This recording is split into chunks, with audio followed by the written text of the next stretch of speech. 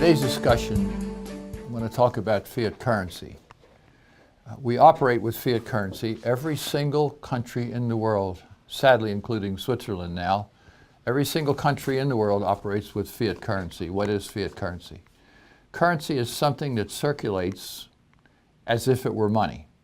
It serves the purpose of money in a practical sense. Fiat means it has value because the government says so. Fiat currency has no value of its own. A dollar bill is just a piece of paper. A person once said, the easiest way to destroy the value of a piece of paper is to print it and make it into money. And he had a point.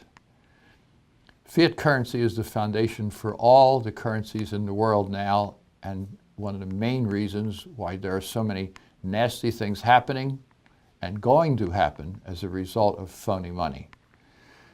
One of the ways governments legitimize fiat currency is when they are willing to accept that fiat currency in payment of taxes. People figure if the government will accept it as tax money, that it must have value, and they use it in their current exchange. As more and more is produced, it becomes less and less valuable, and that's inflation, the destruction that inflation does. If you were to look at the value of a dollar in 100 years ago, when it was $35 for an ounce for gold. Now, gold is a standard. The value of the fiat currency changes, but the value of the gold does not. The price changes because the value of the dollar changes. Now the price is over $2,200 an ounce. If you do the math, a dollar then is worth 2.9 cents or less now. So the Federal Reserve and the American government in collusion have reduced the value of a dollar to less than 2.9 cents. That's a tremendous robbery over the period of basically 100 years. Our money is created somewhat on the printing press, but mostly on a computer keyboard. It's just all electronic money. You realize now that virtually everything we do is electronic. We use a credit card to buy most things. We don't use checks very often anymore. We use them, but they're going out of style. We communicate with each other and the banks through the computer. Very much of the money is just electronic accounting. Just to give you an idea, I don't know which figure is correct, but printed money, American money, worldwide amounts to somewhere between $1 and $2.5 trillion of printed money. The federal government debt is over $18 trillion now, which is at least 9 times more than the amount of printed money existing in the entire world. The money owed to the public through government programs that the government doesn't count as debt because it's not payable yet. Social Security, welfare benefits, all kinds of things that you could name, food stamps, all that kind of thing. Those amount to the hundreds of trillions of dollars. So if it's only $300 trillion that they owe us and they haven't yet paid, and make the math easy, there's only $2 trillion existing in printed money. That's 150 times the amount of printed money in the world. The best estimates I can find is the top 12 banks, the ones who own the Federal Reserve, which again is a criminal organization created by a criminal Congress. They have made bets in the magnitude of something like $1.4 quadrillion, which was 1,000 times a trillion, a number that's astronomical. They are bets, and if they lost 1% of those bets, they could wipe out the entire American money supply. That's one of the reasons why our finances are so tenuous, and the finances around the world are tenuous as well. The Federal Reserve is a copy of the Bank of England. The Bank of England, as I've shared in newsletters in the past, was created when the King of England ran out of money financing wars to conquer the world the best he could. The bankers got together and said, look, we'll produce all the phony money you want so you can pay for armies and navies and conquest, and then you can rape the world of their assets as a result. Over time, they printed so much that they finally broke the British Empire. They used up all their young men in wars, and they blew the value of their money. It was all basically fake. Really, World War I fixed it because later the government of England went off the gold standard, that allowed the criminals, both in the government and the Bank of England, to produce money in basically unlimited quantities. And the British pound lost its value as a standard for the world, and the American dollar took over at a time when it was still worth its weight in gold. The Federal Reserve was created for the same reason that the Bank of England was created. It gave the politicians an unlimited amount of money. They didn't have to tax more by directly taxing, which really offends people. They could just produce all the money they needed with a slick process, a sleight of hand. The Federal Reserve and the federal government are handmaidens. The Federal Reserve is dependent upon the government because it's a criminal organization, but they're dependent on the government because the government protects them from being prosecuted for their criminal activity. And the government is dependent on the Federal Reserve to create the phony money and to fool the public into thinking it's real. So there's a criminal conspiracy between the two, and that's very damaging to the nation and to the world. It allows unlimited money for legitimate and illegitimate expenses. But if you give any organization or agency or government, say $100,000 to do a job, they'll get the job done somehow. If you give them $10 million, they'll spend $10 million accomplishing the same job. So if they're not limited in the amount of money they have, they will just use whatever they can get their hands on.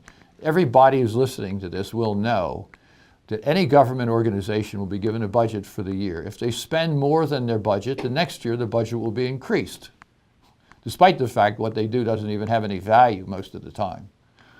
If they don't spend all the money before the end of their year, they'll waste the difference, because if they spend less than they were given, their budget will be reduced the next year. In both cases, the budget will be increased every year. It's self-perpetuating. It's destructive. That's not true in private enterprise, because people try to use their money as effectively as they can. They don't waste it or throw it away because they didn't spend it today. They don't throw it away tomorrow. So budgets mushroom for these kinds of reasons. And the more money the government has, the more things it can do, the more intrusive it becomes. The more intrusive it becomes, the more limited our freedoms become. And as a result, it becomes more and more unlikely for a person to succeed. The obstacles are greater and greater and greater.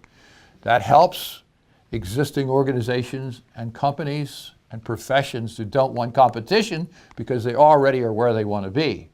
But it holds down people who have even greater skills and greater potential contribution to the country and to each other, because the barrier to the entries gets greater and greater. So taxation constantly increases. If a person makes $100,000, $200,000 a year, which is not a great income nowadays because of inflation. Remember, a dollar's worth 2.9 cents. So it sounds great, say 200,000, but that person will pay easily half of everything he makes in taxation. You say, what do you mean? 33% income tax, 15% Social Security tax, another 3.8 Social Security tax as of this year on top of that for people with the higher incomes. You're already over 50%, not counting all the other taxes on homes and gas and cars and everything else. The government is stealing from us in collusion with the Federal Reserve by inflation, which isn't as apparent. I think it was Maynard Keynes, that vicious guy from earlier in the 1900s, who said not one person in a million will be able to figure out how we've robbed them. The laws and regulations and rules they become more and more restrictive, and they smash creativity. They interfere more and more with private lives because they have the excuse that they want to be sure that people are paying their proper taxes, and they get involved in private lives as a result to make sure that they're not being cheated. They control everything we do, what we eat, what we drive, what we pay for things. Can we smoke, what we drink, what medications we take. They control everything directly or indirectly by taxes and regulations. That's destructive. This used to be the nation with the greatest freedom in the history of the world, with the exception of Israel, long time ago. It leads to wars. Governments grow out of fear and out of conflict. If they can make people afraid, like for instance, 2 or 3 people in France, this is 2015 I'm speaking, in January 2015, went on a killing spree. They might have reason, they might not have had a reason. They call that a crisis, and it's blown up as if it's a national incident of 2 or 3 violent people who killed some folks that offended them. They turn that into a national and international incident and cause fear. The government then uses that as an excuse to take away people's rights and to take more of their money with the idea they're going to protect them. Against who? 3 violent people? Even more is war. When the government does all kinds of horrific things to destroy the rights and the values of a citizen in any given country. When they declare war, they fake a reason, and basically every war we've ever fought after the Revolutionary War was fake. We could get into that someday if anybody asks me to do so. When we get into a war, everybody goes behind it to say, let's support the troops, and they go for it. They don't pay too much attention about the freedoms they're losing and the money that they're being robbed in order to do that. It's just an example of how the government purposely grows by producing fear and war. There's a great destruction of morality when you have fiat currency. People know the value of the money is going down, so they reach as hard as they can to get as much as they can, and they begin sometimes to cheat other people to get even more. They're not kind to one another, they're less charitable, and because of taxes and the reduction of the value of the money, it leads to the rejection of our Creator. Because we have no standard of money, we lose a lot of other standards. The greatest standard that exists is God's standards. He's perfect. This country was founded on God's standards. The founding fathers, 94% of the time when they sent out for the answer to a question, they were sending out for somebody to research the Bible for the answer. The rest of the time they were looking at history.